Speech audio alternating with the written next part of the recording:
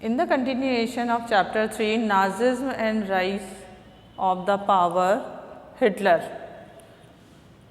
किस तरह से हिटलर ने पावर गेन की और अपना एस्टैब्लिशमेंट किया, ये हमने पढ़ा था राइज ऑफ हिटलर में कि उसने नेशनल वर्कर्स पार्टी में अपनी जगह बनाई। उसके बाद उसने इलेक्शन लड़े और इलेक्शन के बाद उसने होल ऑफ जर्मनी पे according to Nazi rule ideology के अकॉर्डिंग उसने धीरे धीरे अपना कंट्रोल करना शुरू कर दिया।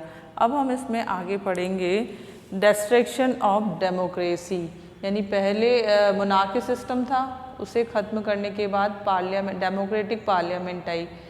डेमोक्रेसी पार्लियामेंट के अकॉर्डिंग बनी, कॉन्स्टिट्यूशन फ्रेम किए गए, लेकिन उसमें भी political instability and economic crisis होने की वजह से लोगों को एक नए और अच्छे लीडर की तलाश थी। हिटलर ने जब अपनी स्ट्रॉन्ग नेशन के लिए बातें करनी शुरू की, अपना जब उसने इंट्रोडक्शन दिया तो लोगों ने माना कि यही वो वक्ता है जो कि हमें एक सुदृढ़ नेशन के रूप में आगे ला सकता है।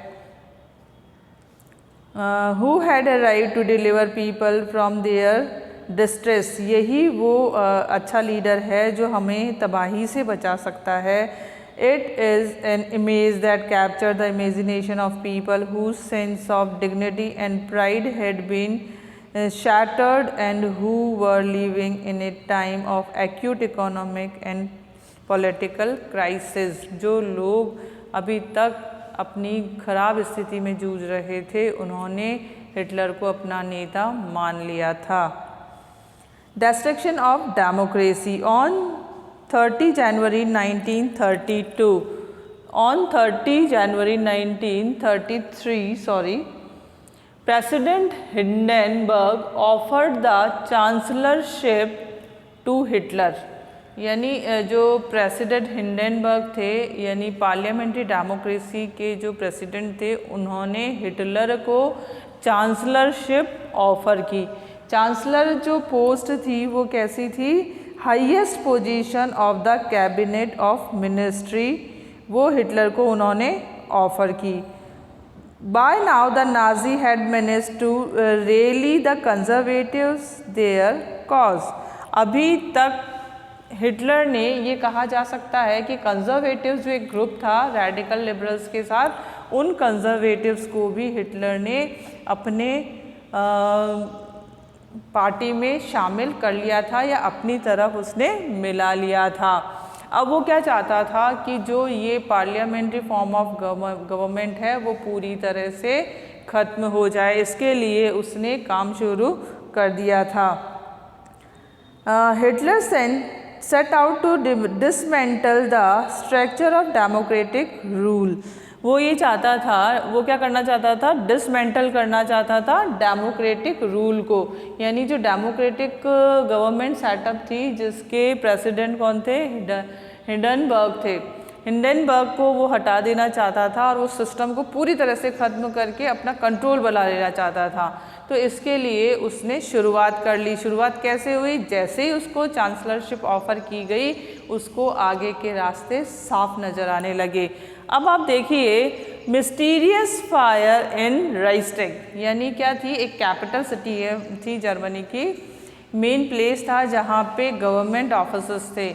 वहाँ पे मिस्टीरियस क्या है? रहस्यमय तरीके से, नहीं पता था कि वो किसने आग लगाई है। जो गवर्नमेंट बिल्डिंग्स थी जिसमें सारे इम्पॉर्टेंट डॉक्यूमेंट्स थे, वहाँ पे आग लग गई, वहाँ पे रहस्यमय तरीके से आग लग गई। इसका मतलब आप समझ रहे हैं ना कि जितने भी पार्लियामेंट गवर्नमेंट के जितने भी डॉक्यूमेंट्स थे, वो सारे डॉक्यूमेंट्स उस आग में जल के ख़त्म हो गए।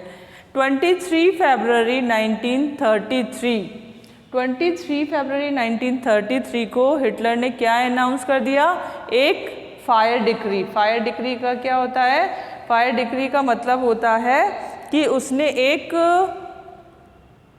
अग्नि आदेश, जिसको हम हिंदी में बोल सकते हैं, जारी कर दिया और उसमें क्योंकि पहले वाले पुराने तो सब उस आग में जल के ख़त्म हो गए थे, तो उसने नई फायर डिक्री की घोषणा कर दी और उसमें वो सारे सिविक राइट्स जो कि कॉमन सिटीजन्स के लिए थे, वो सारे यानी राइट टू वोट था, फ्रीडम था, इक्वलिटी था, राइट टू स्पीच था, राइट टू प्रिंट एनीथिंग था, एनीवेयर टू मूव था, मतलब जो भी राइट्स थे वो सारे राइट्स उसने डिमोलिश कर दिए। सस्पेंडेड सिविक राइट्स जो कि वेमर रिपब्लिक में लोगों को कॉन्स्टिट्यूशन बना के दिए गए थे, वो सारे राइट उसने अनिश्चित काल, मतलब ऐसा कुछ नहीं था कि हमेशा के लिए ख़त्म कर दिए, लेकिन हाँ अनिश्चित काल के लिए उनको ख़त्म कर दिया गया।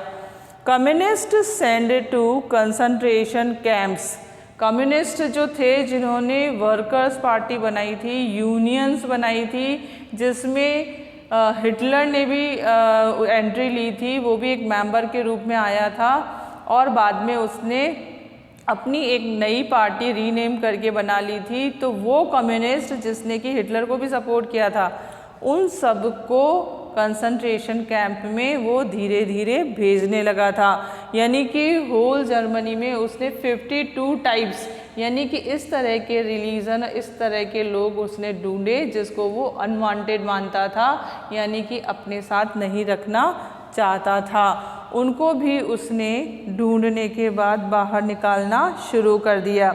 The repression of the communist were severe. Out of surveying 6,808 arrest files of Dusseldorf, a small city of 500,000 population, यानी कि अगर उसका देखा जाए तो एक डेज़ल्डॉर्फ एक सिटी का नाम है, उस सिटी में लगभग ये माना जा सकता है कि आधी पॉपुलेशन जो कि अनवांटेड पर्सन्स की थी, यानी कम्युनिस्ट की थी, उन कम्युनिस्ट को उसने कंसंट्रेशन कैंप भेजना शुरू कर दिया।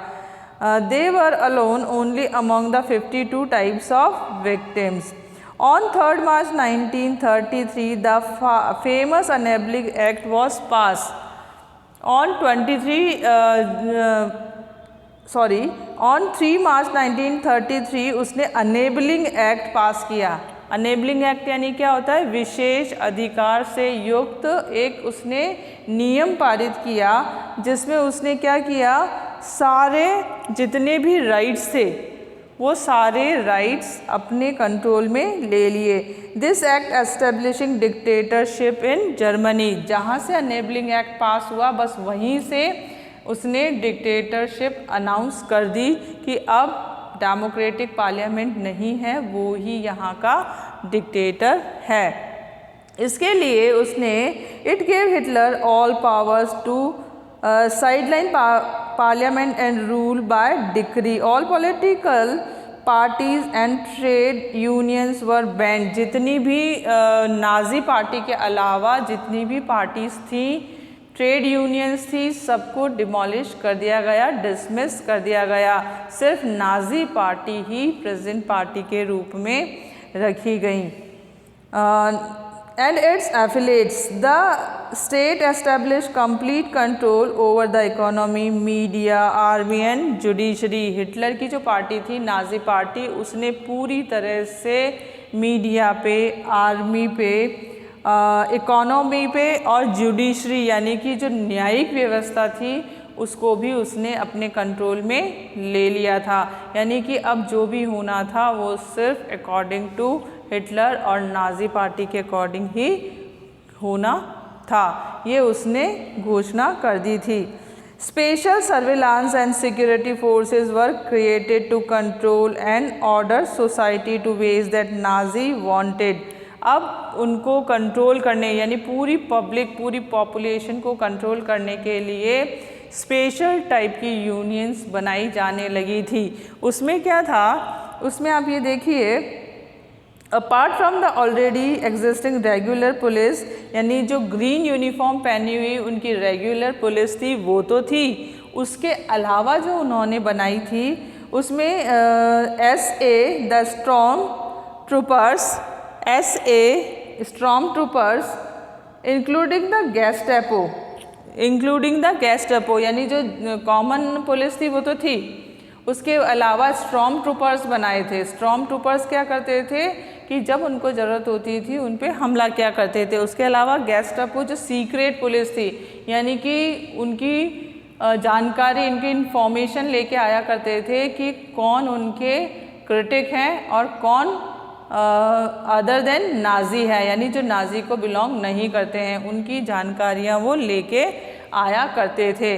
उसके अलावा एसडी जो क्या थी, सिक्योरिटी सर्विसेज थी, और criminal police and security services was the extra constitutional power of the newly organised forces that gave the Nazi state to reputation as the most decreed criminal state. अभी देखिए जो ये unions या ये जो troops बनाए गए थे, इनके पास अवांछित, यानी इन पे कोई रोक टोक नहीं थी, इनको पूरे अधिकार दिए गए थे कि जब जहाँ जिसे चाहे उसे पकड़ के वो कंसंट्रेशन कैंप में भेज सकते हैं। यानी कि क्रिमिनल एक्टिविटीज़ बहुत ज़्यादा बढ़ने लगी थी, किसकी तरफ से, नाजीज़ की तरफ से।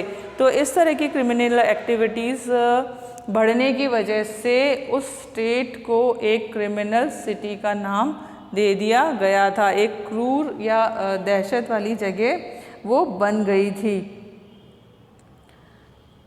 People could now be detained in Gestapo torture chambers, arrest without any legal procedure, the police forces acquired powers to rule with in impurity.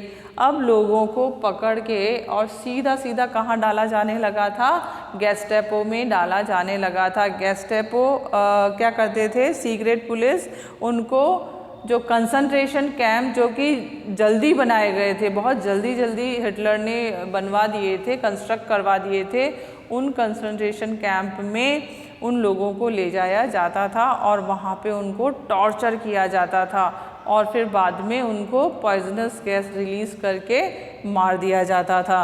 तो ये हमने पढ़ा डिस्ट्रक्शन ऑफ डेमोक्रेसी कि किस तरह से हिटलर ने अपनी डिक्टेटरशिप अनाउंस किया और पार्लियामेंट फॉर्म ऑफ गवर्नमेंट को उसने डिमोलिश किया। तो इसमें जो नाजी आइडियोलॉजी थी उसमें क्या था कि पूरी तरह से हिटलर ने जो नाजीज थे या फॉलोअर ऑफ नाजी थे, जो जर्मन्स थे, उन्हीं को अब जर्मनी में रहने दिया और बाकी को उसने ढूंढ के, यानी कि 52 टाइप्स ऑफ पर्सन्स या ट्राइब्स जिसको हम बोल सकते हैं, ढूंढ के उसने उनको इकट्ठा करना शुरू किया और इकट्ठा करने के लिए उसने सीक्रेट पुलिस और अलग से यूनियंस बनाई जिसमें एसए, एसडी और एसएस थे। वो उनको आइडेंटिफाई करने के बाद कंसंट्रेशन कैंप ले जाते थे और मार दिया करते थे। यही रीज़न था कि जो नाजीज थे वो बहुत ही हैटर्ड थे, यानी कि नफ़रत के लायक थे, यानी दूसरे लोग उनसे क्या किया करते थे, बहुत ही ज़्यादा नफ़रत किया करते थे। डर उनके दिलों में बैठ चुका था।